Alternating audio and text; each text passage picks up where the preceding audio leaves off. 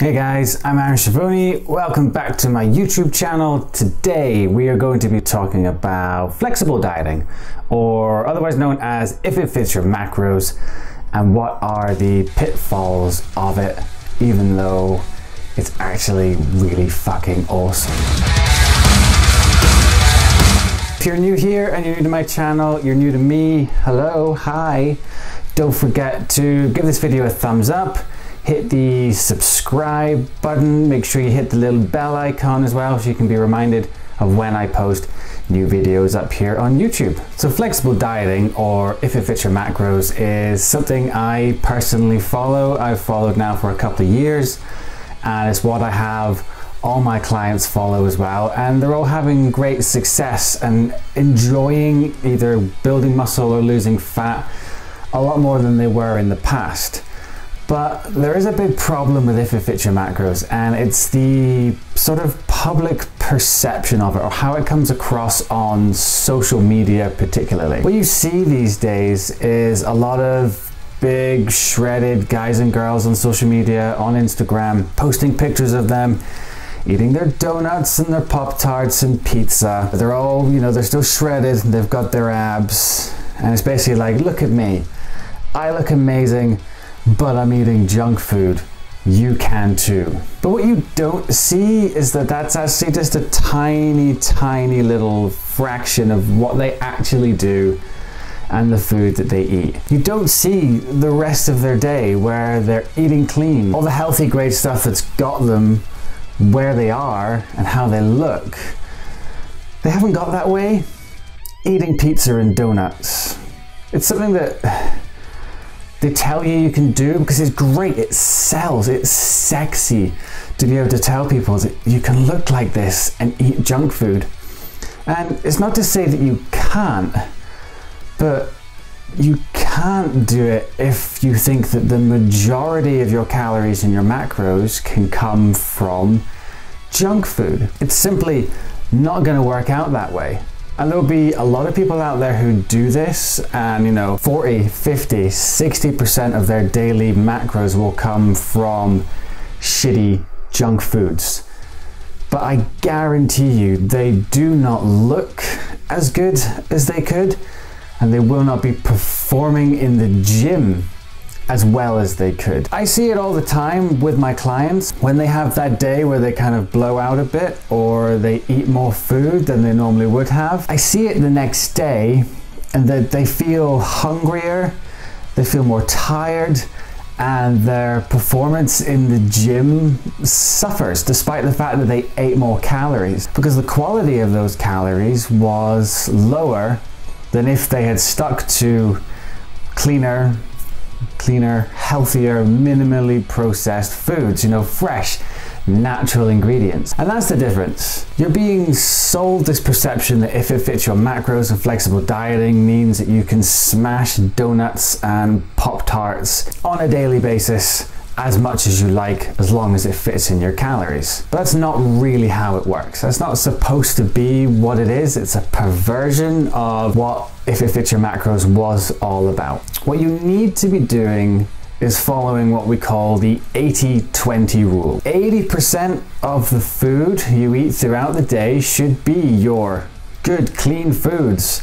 Your meats, your grains, dairy, vegetables, fruit, all the good healthy stuff that we know we should be eating or fueling our bodies with. And then 20% of what you get throughout the day can be your junk food. Those little bits of snacks. You can have your donut, you can have your Pop-Tart. But when you look at it logically, it doesn't go very far. If you are eating 4,000 calories a day, you could get away with having 1 or 2 big donuts. But that's if you're eating 4,000 calories a day. If you are a normal person and you're eating around, say, 2,500 calories a day, that allows you pretty much 1 Pop-Tart or 1 Krispy Kreme ring donut. That's your 20%. If you're trying to lose weight and you're in a calorie deficit, and you're on maybe only 1,500 calories a day, then You can't even eat one of those in your 20% because it's too many calories. So that shows you where the limits lie and what you should be trying to stick to, because you will not only look better, but you'll feel better and perform better if your macros are coming from good, high quality sources of food and not junk. And like I said, it's sexy. It sells well on Instagram. I could easily do it if I wanted. As a coach, I could fill my Instagram with food porn and show you all these amazing, crazy creations I could fit into my macros. I could do the stereotypical pose of me at a burger place with 4 burgers and fries in front of me doing my double bicep pose and be like, look at the cheat meal I'm about to smash. But the truth behind that is, when they do that, they probably won't eat anything else for the rest of the day. They'll probably go to the gym and do some cardio in a panic because they've eaten so much. You'd also be surprised how common it is that people will take the food of all the people they're with, have it in front of them, and make you think they're about to eat all that food, whereas actually that is literally food for a couple of people, and then they'll give it back. And their friends will enjoy it and they'll eat a normal meal. But it's that social media perception of being like, look what flexible dieting and if it fits your macros can do for you. But that is a load of shit. It's about being sensible.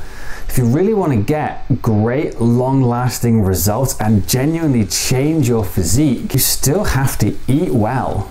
But it just allows you to be able to get that little bit of crappy food in there so that you don't feel restricted and you don't binge on the weekends and go off the rails and ruin it all. For me, if it fits your macros genuinely changed my life and changed my training. I used to stick to really rigid meal plans, very chicken, rice and broccoli, and they were miserable. I lived for the weekend when I could have my cheat meal and you wouldn't count it, you'd blow out. You'd eat an entire large Domino's pizza stuffed crust with something else as well. You'd have alcohol. And you wondered why you weren't making great progress. So for me, being able to just enjoy the little things every day, like I like a bowl of Cocoa Pops. Maybe I'll have, you know, a little bit of Biscoff. If you've never had Biscoff spread, my God, Biscoff spread. But I'll just have those little things. You know, I'll have some jam and other bits that I'm not binging on donuts and Pop-Tarts every single day, but it just allows me to still have something sweet, something sugary, something fun, but I can make it work for me. And I've made the best progress in the gym and the best progress in my physique I've ever made, and my diet is the least restrictive and the most fun it has been since I started training. And that is such a huge thing that I think everyone can benefit from, and you should benefit from too. So I hope you guys have found this video useful and informative. I would really like to know down in the comments if you like to track macros and flexible dieting, and whether you're the type of person who does it sensibly, like 80-20, or whether you're just like if it fits your macros bro and you just love to smash whatever food you like. No judgment, I'd just love to know down in the comments. Don't forget to subscribe to this video. Give it a thumbs up so that you guys, I really appreciate you guys giving me some thumbs up and stuff. That makes me know whether you're enjoying these videos, whether you enjoy what I do, if you like the content, what you want to see more of, what you want to see less of. Again, mention that down in the comments if you like.